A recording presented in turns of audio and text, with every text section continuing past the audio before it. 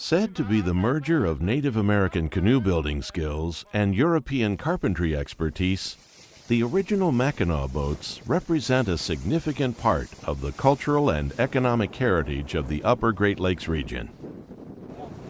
These boats were the pickup trucks of their time, used as fishing boats and for short-haul transportation of freight and people.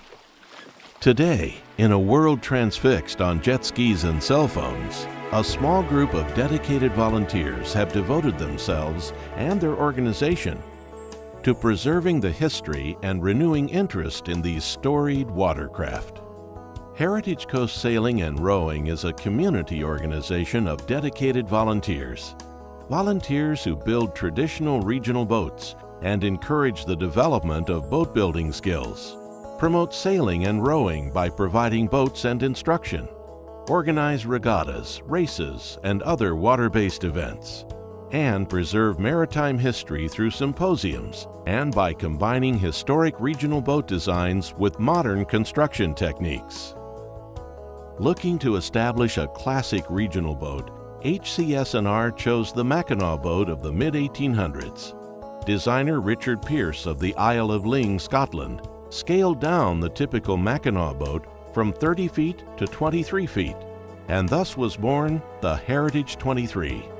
Well, it was a fortunate introduction between myself and Dave Wentworth, and I came here first of all 5 years ago to help design and build the first boats for this group.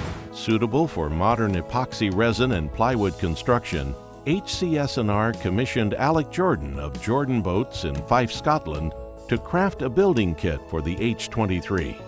Interested builders can buy these kits from Hughes & Company of Blue Hill, Maine, who manufacture the kits and make them available in the U.S.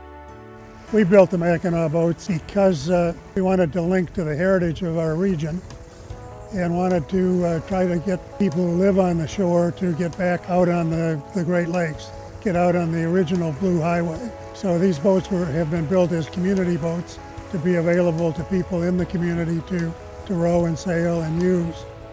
The design of the Heritage 23 is perfectly suited for both rowing and sailing. This versatility allows HCS&R and other interested groups to create both rowing and sailing events using the same basic vessel, whether fitted with oars or with sail. This is a great sport for the family. I had my 2 son-in-laws, my 2 daughters, and my son. The whole family was out, and the grandkids are here and they're cheering everybody on. It's just a real hoot to see all of this. Heritage 23s rigged for rowing require 4 sweep rowers and a coxswain.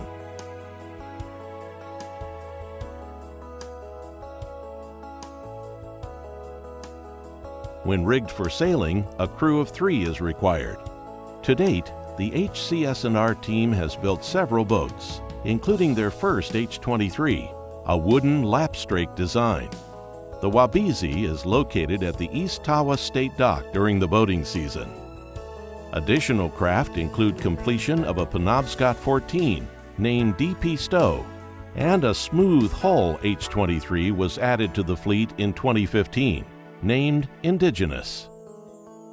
HCS&R has also built cedar plank canoes that were auctioned to raise funds, with plans for more worthwhile projects to come.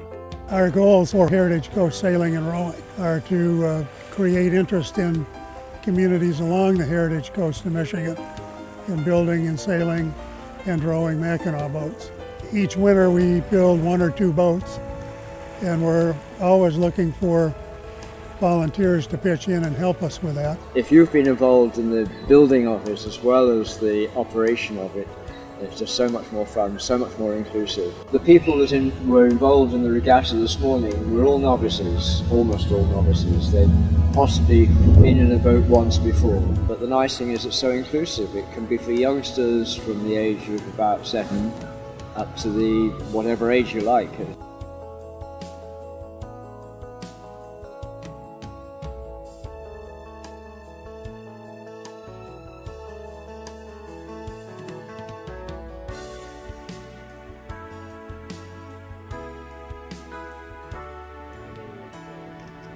Don't break it, guys.